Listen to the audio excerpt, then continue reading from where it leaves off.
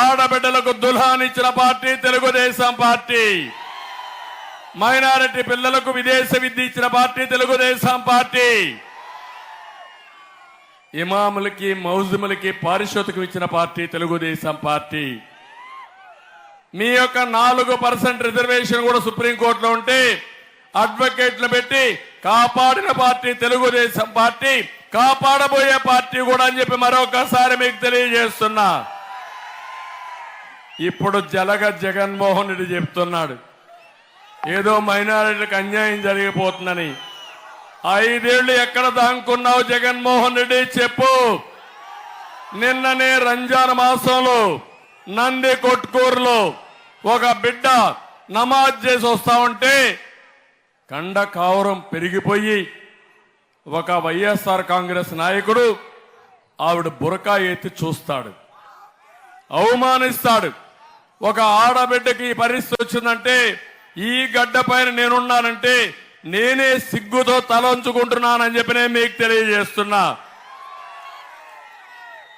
వాళ్ళ కుటుంబ సభ్యులు ముస్లిం సోదరులపై అడిగి ఎందుకు ఈ మార్గం చేశారంటే కండ కావడంతో చెప్తూ కొట్టారంటే వీళ్ళు మనుషులా రాక్షసులా నేను అడుగుతున్నా. జగన్మోహన్ రెడ్డి అడుగుతున్నా. నా మైనారిటీలు అంటావు, నీ మైనారిటీ అయితే అబ్దుల్ సలీం దారుణంగా ఆత్మహత్య ఎందుకు చేసుకున్నాడు? నిన్న నందికొట్కూరులో నీ కార్యకర్త నీ ఫోటో పెట్టుకొని బుర్కా పైకెత్తి అవమానిస్తాడా? ఇది న్యాయమా తమ్ముళ్ళు అని అడుగుతున్నా. రంజాన్ మాసంలో మైనారిటీ సోదరుల్ని దీనికి పరిష్కార మార్గం ఒకటి, అందరి పిల్లల భవిష్యత్తు కోసం సైకో పోవాలి. అప్పుడే మీ అందరి భవిష్యత్తు బాగుపడుతుంది. నేనేదో మేమందరం కూడా 3 పార్టీలు వచ్చామంటే ఈరోజు ఇక్కడ జన సైనికులు ఉన్నారు.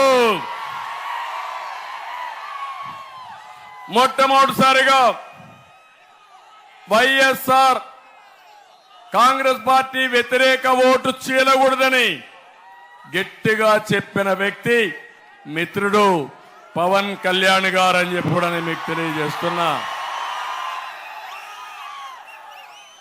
ఒక హీరోగా వండుకొని పవర్ స్టార్ గా వండుకొని సమాజం కోసం వచ్చిన వ్యక్తి, ఈ రాష్ట్ర ప్రజలకు న్యాయం చేయాలని వచ్చిన వ్యక్తి పవన్ కళ్యాణ్ గారు అని చెప్పి నేను మీకు తెలియజేస్తున్నా. అలాంటి వ్యక్తి వస్తే అవమానించి మాట్లాడతారా మీరు? ఇంకో పక్క ఆయన తిరిగితే తిరగకూడదని అడ్డం పడతారా మీరు? కనీసం ఆయన ఫాలోయర్స్ తలుచుకుంటే జగన్మోహన్ రెడ్డిని తల్లో ఎంటికలు కూడా ఉన్న బొచ్చంతా పీకేస్తారు.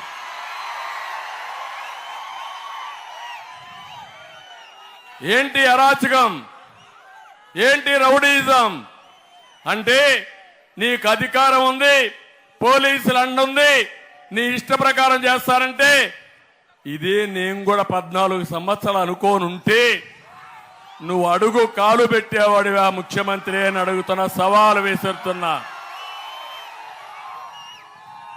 అందుకే నేను మళ్ళీ చెప్తున్నాను మీ అందరికీ, ఈరోజు తమ్ముళ్ళు 5 సంవత్సరాల తర్వాత ముఖ్యమంత్రి బయట వచ్చాడు. మొన్నటి వరకు ఆకాశంలో తిరిగాడు. ఈయన ఆకాశంలో తిరిగితే భూమి మీద చెట్లు నరికేశారు. చూశారు కదా, స్కూళ్ళన్నీ హాలిడే పెట్టేశారు. చూశారు కదా. అంటే ఈయన వస్తే కర్ఫ్యూ, రోడ్డు మీద కూడా ఎవరు పోకూడదు. నేను రాజులను చూశాను, రారాజులను విన్నాను కానీ, చరిత్ర చదివాను కానీ ఇలాంటి సైకోని నా జీవితంలో ఎప్పుడూ ఊహించలా. ఇది ప్రత్యేకమైన క్యారెక్టర్, అవునా కాదా అని మిమ్మల్ని అడుగుతున్నా. ఏం తమ్ముళ్ళు మీరు ఎక్కడ ఊహించారు ఇంటోడు వస్తారని? పుడతారనుకున్నారా? అనుకున్నారా అని అడుగుతున్నా. మేము అనుకోలేదు అంటే చేలు పైకెత్తండి. నాకే అర్థం కాలే, ఇంకా డైజెస్ట్ చేసుకోలేకపోతున్నా ఈ క్యారెక్టర్ని. అయితే నేను ఒకటే చెప్తున్నాను, ఈరోజు మళ్ళీ మాయ మాటలు చెప్పడానికి వచ్చాడు. ఈరోజు రోడ్డు మీదకి వచ్చాడు పరదాలు వదిలిపెట్టి. ఒకప్పుడు ఒక ఛాన్స్ అన్నాడు, తల మీద చేయి పెట్టాడు, బుగ్గలు నిమిరాడు, ముద్దులు పెట్టాడు. ఈ తర్వాత మా తమ్ముడు చెప్పినట్టు పిడి గుద్దులే గుద్దులు, బాధుడే బాధుడు. మీరందరూ ఇదేం కర్మ మా రాష్ట్రానికని బాధపడమే మనం అందరం చేసిన పని. ఏమాత్రం మార్పు రాలా. నిన్నొచ్చాడు, వస్తే నేషనల్ హైవేలో పోతున్నాడు, చెట్లు నరికేస్తున్నారు. జగన్మోహన్ రెడ్డి వస్తున్నా అంటే ముందు గొడ్డలు వస్తుంది, తర్వాత జగన్మోహన్ రెడ్డి వస్తాడు. చూశారు కదా. అంటే నేను అందుకే చెప్పాను నిన్న మొన్న, జగన్మోహన్ రెడ్డి నీ ఫ్యాన్ తిరగడం మానేసింది. దాన్ని ప్రజలందరూ కూడా చిత్తు చిత్తు చేసి చెత్త బుట్లో బారేస్తారు. నువ్వు ఇప్పుడు కావాలంటే గొడ్డలేని సింబల్గా పెట్టుకో బెదిరించడానికి. ఆ తర్వాత నీ పార్టీని చిత్తు చిత్తుగా ఓడించి బంగాళాఖాతంలో కలిపేస్తారు. శని వదిలిపోతుంది. ఏంటి అరాచకాలు నాకే అర్థం కాదు. ఇంకా అధికారులు కొంతమంది అనుకుంటున్నారు అక్కడక్కడ. నేను వచ్చాను ఇక్కడికి, మీ బాధ్యత మాకు సెక్యూరిటీ ఇవ్వడం వరకే. ఇప్పుడు ముఖ్యమంత్రి కాదు, అతను పదవిలో ఉన్నాడు. ఎందుకంటే ప్రజాస్వామ్యంలో ఏది చేయడానికి వీలు లేదు. ఏ పని చేయాలన్నా ఎలక్షన్ కమిషన్ చేయాలి. రాజకీయ పార్టీలన్నీ సమానం. ఆ విషయాలు మర్చిపోయి మా మీటింగ్లు ప్రొటెక్షన్ ఇవ్వకుండా ముఖ్యమంత్రి మీటింగ్ మాత్రం, నేను కూడా 14 సంవత్సరాలు ముఖ్యమంత్రిని, రేపు ఎల్లుండో మాజీ ముఖ్యమంత్రి అవుతున్నాడు.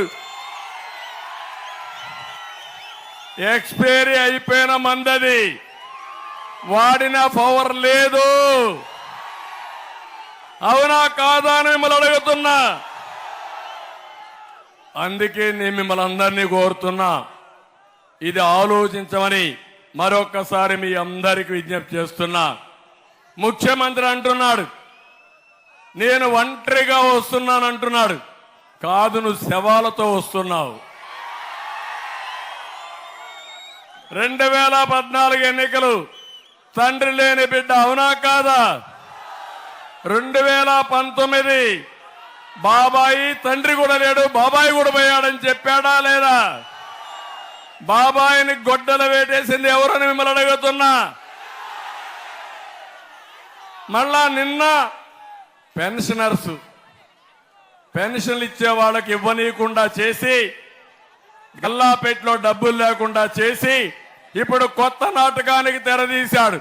వాళ్ళని చంపేసి ఎవరైతే వృద్ధుల యొక్క మృతదేహాలతో మళ్ళా వచ్చే పరిస్థితికి వచ్చాడు. ఇక్కడే ఒక అతను, ఒక నాయకుడు, మహానాయకుడు వచ్చాడు, ఒక ఎమ్మెల్యే క్యాండిడేట్. ఇక్కడ